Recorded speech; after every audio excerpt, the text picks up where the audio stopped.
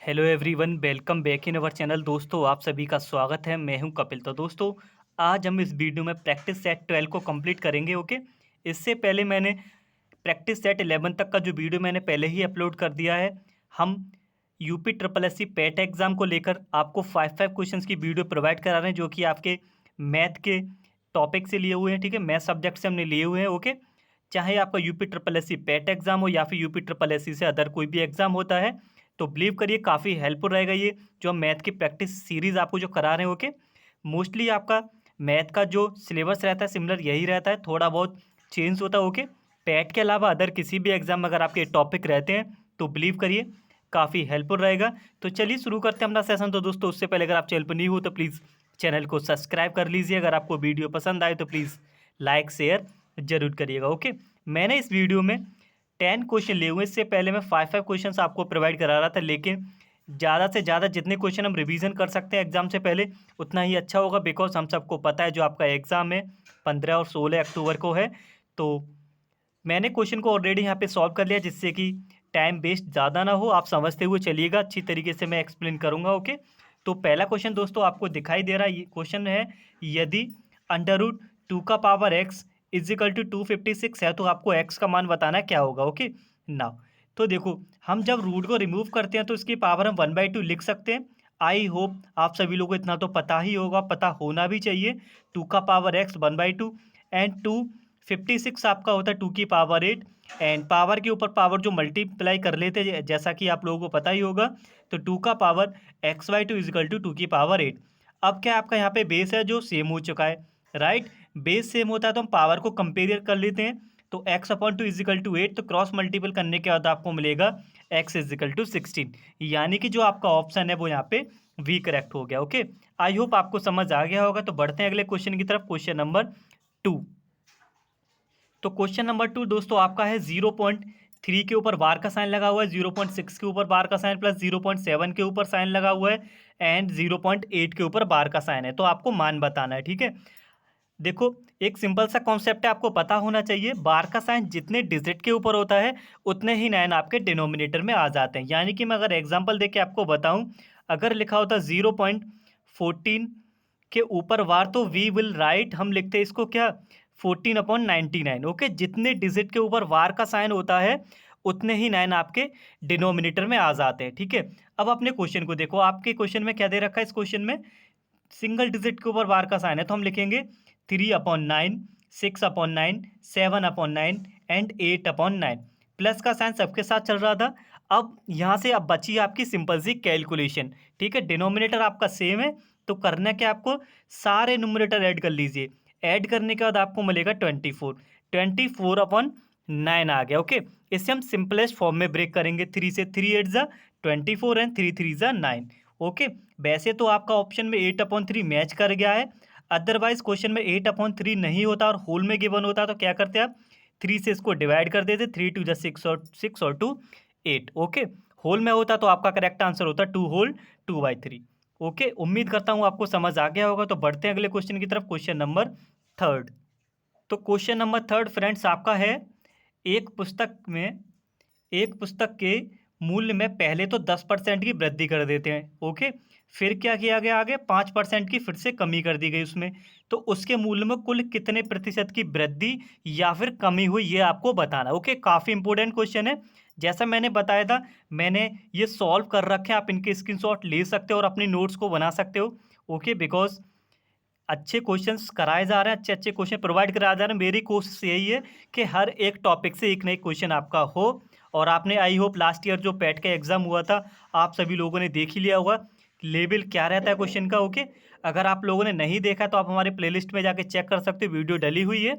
Okay, जिससे आपको पता लग जाएगा जो पैटर्न है और एग्जाम का लेवल है, किस तरीके के आपसे क्वेश्चन पूछे जा रहे हैं। देन उसके बाद आप ये प्रैक्टिस सेट देखोगे तो काफ़ी कुछ समझ में आएगा कि हम राइट ट्रैक पे चल रहे हैं। ओके, नाउ तो कुल प्रतिशत निकालने का फॉर्मूला आपका क्या होता है friends, x plus Y plus XY/100।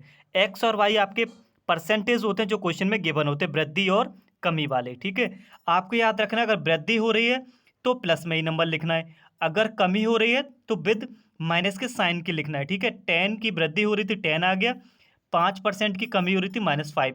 यहाँ प्लस होता है, यहाँ माइनस हो जाएगा, बिकॉज इन दोनों डिजिट का आप मल्टीप्लाई करोगे तो माइनस का 50 आएगा, इसीलिए प्लस माइनस माइनस और 100 आपका फॉर्मूले में होता है। फिर बाकी आपकी सिंपल सी कैलकुलेशन बची है। आई होप आपको दिख रहा होगा अच्छी तरीके से। ओके, जब आप इसको सॉल्व करोगे तो आपको मिलेगा फ्रेंड्स 4 होल 1/2%। ओके, अब अपना ऑप्शन चेक करोगे तो ऑप्शन आपका फर्स्ट सही हो जाएगा, यानी कि 4 होल 1/2 की वृद्धि। ओके, वृद्धि कब आएगी? जब आपका आंसर पॉजिटिव आएगा। अगर नेगेटिव आता, इसी क्वेश्चन को सॉल्व करने पर हम बोलते हैं कमी होगी। ओके, नाउ तो बढ़ते हैं अगले क्वेश्चन की तरफ, क्वेश्चन नंबर 4। तो क्वेश्चन नंबर 4 हमने लिया है सिंपल इंटरेस्ट से। क्वेश्चन काफ़ी अच्छा है ये भी। तो क्वेश्चन आपका है दोस्तों, एक धनराशि 10% वार्षिक साधारण ब्याज की दर से कितने वर्षों में 4 गुना हो जाएगी? ओके, आपको डायरेक्ट फॉर्मूला याद रखना, बेसिक से नहीं करना। बेसिक से करोगे तो काफ़ी लेंथी होगा, टाइम भी वेस्ट होगा, इतना है हमारे पास टाइम होता नहीं एग्जाम में। ओके ना, तो डायरेक्ट फॉर्मूला क्या होता है? समय is equal to n-1 multiply 100 upon दर। ओके, समय जो आपसे पूछा गया है, एन आपका होता है कितने गुना हो रही है, 4 गुना, 5 गुना, 6 गुना, वो आपका एन होता है। n-1 मल्टीप्लाई 100 फॉर्मूले में होता है। रेट जो उसमें गिवन है 10%, 5%, जो भी। आप अपना यहाँ पे डाटा पुट कर दीजिए और आपका आंसर आ जाएगा। गुना कितना होता है? 4, 4 माइनस 1 आपका होता है 3। एंड दर कितनी थी? 10%। रेट था आपका 10 से 100, 10 टाइम कट हुआ, 10 इंटू 3 30, यानी कि 30 वर्ष में वो आपका 4 गुना हो जाएगा। आपका जो करेक्ट ऑप्शन है फ्रेंड्स, वो यहाँ पे हो जाएगा ऑप्शन नंबर बी, 30 वर्ष। ओके, तो क्वेश्चन नंबर 5। अब तक मैंने 5 क्वेश्चन की ओनली वीडियो प्रोवाइड कराई थी, बट मैं अब 10 क्वेश्चन की आपको वीडियो प्रोवाइड कराऊंगा, जिससे कि ज़्यादा से ज़्यादा क्वेश्चन का आप रिवीजन हो सके। ओके, तो क्वेश्चन नंबर 5 आपका है, 7 के प्रथम गुणजों का जो औसत है वो आपको बताना है क्या होगा। ओके, लास्ट ईयर आपके जो पेड का एग्जाम हुआ था उसमें दोनों शिफ्टों में आपके एवरेज के क्वेश्चन पूछे गए थे। कोशिश मेरी यही रही है, हर एक सेट में डिफरेंट डिफरेंट टाइप्स के आपके एवरेज के क्वेश्चन डाले जाएं। ओके, तो ये सब उन सब से अलग है, अच्छे क्वेश्चन भी हमने कराए हैं, आप जाके देख लीजिए। तो फॉर्मूला आपको डायरेक्ट याद रखना है अगर ऐसे क्वेश्चन पूछे जाएं तो। औसत इज इक्वल टू संख्या मल्टीप्लाई n+1 डिवाइडेड बाई 2। तो संख्या क्या होगी? जिसके हमें गुणज बताने हैं। संख्या होगी 7। कितने गुणज बताने? 5, 6 गुणज, 6 गुणज, वो आपके एन होते हैं, राइट। तो संख्या के प्लेस पे 7, गुणज की वैल्यू n+1 डिवाइडेड बाई 2। 5 और 1 आपका 6 होता है, 7 आपका यहाँ आ गया। 2 से आपका 3 टाइम कट हो रहा है और 21। ओके, जो आपका करेक्ट आंसर है दोस्तों वो आपका हो जाएगा 21, यानी कि ऑप्शन नंबर वी आपको दिखाई दे रहा होगा। तो बढ़ते हैं अगले क्वेश्चन की तरफ, क्वेश्चन नंबर 6। ओके, जैसा मैंने बोला था ऑलरेडी मैंने सॉल्व कर रखा है, जिससे आपका टाइम वेस्ट ना हो। ओके, बस मैं समझाता चल रहा हूँ, आप समझते हुए चलिएगा।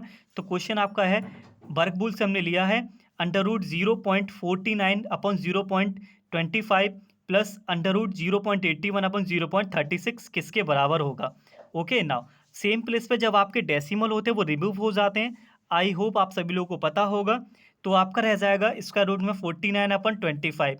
जो 49 होता है वो आपका 7 का होता है एंड 25 आपका 5 का होता है, राइट। मिडल में चल रहा है प्लस, तो प्लस यहाँ आ जाएगा। अब देखिए 81 आपका 9 का होता है और 36 आपका होता है 6 का। ओके, आप चाहो तो 6 और 5 कैल्शियम ले सकते हो, बट मैंने इसको और आसान बनाने की कोशिश की है। तो मैंने 9 और 6 को 3 से कट कर दिया, 3 3 ज़ा 9 और 3 2 ज़ा 6। अब यहाँ से एलसीएम लेना आसान हो गया, बिकॉज दोनों के दोनों प्राइम नंबर बन चुके हैं। 5 2 ज़ा 10 हो गया, 2 का क्रॉस मल्टीप्लाई 14 और 5 3 ज़ा 15। 15 और 14 आपके 29 होते हैं।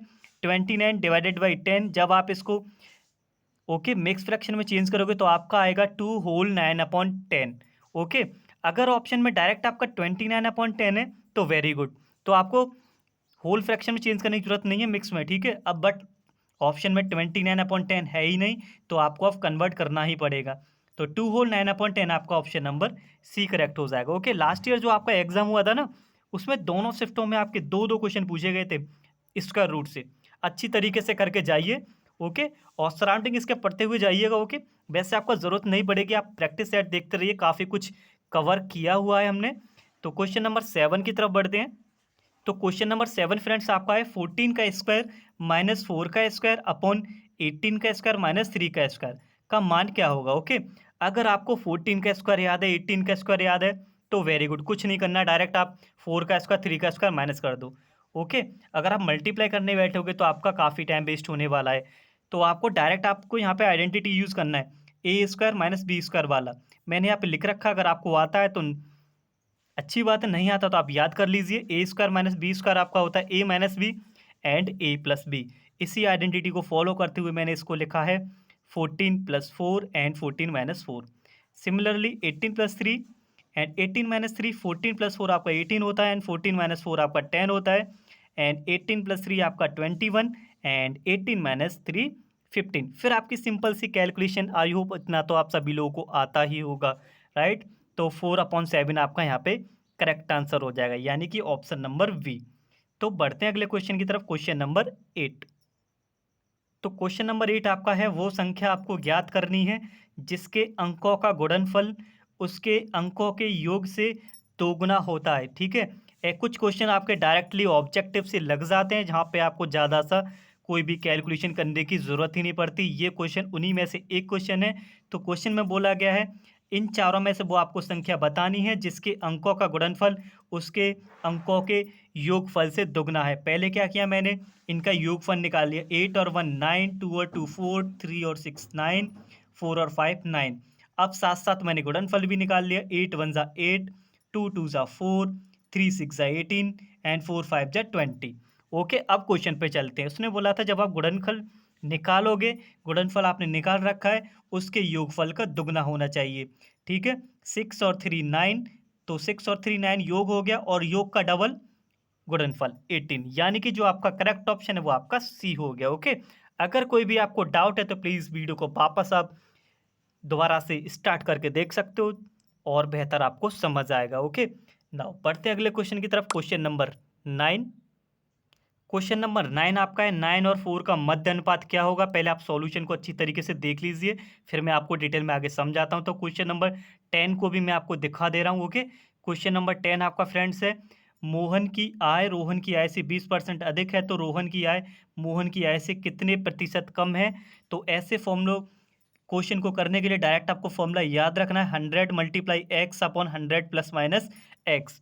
प्लस माइनस एक्स मैंने इसलिए लिख रखा है बिकॉज अगर आपका उसमें वृद्धि हो रही है तो प्लस लेना है। अधिक बोला है इसमें ना, इस क्वेश्चन में क्या बोला, 20% अधिक, तो प्लस लेना है नीचे। अगर बोलता जितने परसेंट की कमी हो रही है तो माइनस लेते। सिमिलर मैंने क्या किया, 100 मल्टीप्लाई 20% की वृद्धि हो रही है या फिर अधिक है, तो मैंने यहाँ पे प्लस का साइन नीचे लिया हुआ 100 प्लस 20। अब सिंपल सी कैलकुलेशन यू कैन सी, आसानी से आप देख सकते हो और सॉल्व भी आप कर सकते हो, बस आपको फॉर्मूला याद रखना है। तो 100/6 आएगा सॉल्व करने के बाद, फिर आपका 2 से कट हो रहा है 50/3। फिर सिंप्लीफाई हमने और कर लिया है बिकॉज जो हमारे सारे ऑप्शन है वो होल में जाके मिल रहे हैं, तो 16 होल 1/2 आपका यहाँ पे करेक्ट होगा। तो चलिए क्वेश्चन नंबर 9 को भी मैं आपको समझा देता हूँ डिटेल में। तो क्वेश्चन नंबर 9 आपका दोस्तों यह मध्य अनुपाती आपसे पूछा गया है, काफ़ी इंपॉर्टेंट क्वेश्चन है, पूछा जा सकता है। तो मध्य अनुपाती निकालने के लिए आपको बेसिक सा कॉन्सेप्ट याद रखना है। अगर कोई भी दो नंबर है उनके बीच में आपसे मध्य अनुपाती पूछा गया तो आप क्या करोगे, सपोज कर लो एक्स, उसी नंबर को आप रिपीट कर लो, फिर मिडिल का मिडिल में मल्टीप्लाई होता है और ए का वी के साथ मल्टीप्लाई होता है। ओके, तो ये हो जाता है एक्स का रिजल्ट टू ए बी। इसी कॉन्सेप्ट को फॉलो करते हुए राइट आपको ये क्वेश्चन करना है। दो नंबर हो गए आपके 9 और 4, ए और बी आपके 9 और 4 हो गए, 9 4 जा 36, एक्स स्क्वायर आएगा। मध्य अनुपाती पूछा है तो आपको क्या करना है, इसको हटा के रूट लगाते हैं, तो एक्स की वैल्यू आपकी 6 आ गई। तो ये क्वेश्चन आज हमने देखे, 10 क्वेश्चन हमने कंप्लीट किए हुए हैं। इससे पहले मैं 5 क्वेश्चन का वीडियो प्रोवाइड कर रहा था, लेकिन मैंने अब 10 क्वेश्चन का आपको हर वीडियो आपको मिलेगी आने वाली, जिससे कि ज़्यादा से ज़्यादा क्वेश्चन का हम रिवीजन कर सकें। एंड मिलते हैं अगले वीडियो में कुछ नए क्वेश्चंस के साथ। तब तक के लिए धन्यवाद, take care and wait for the next video.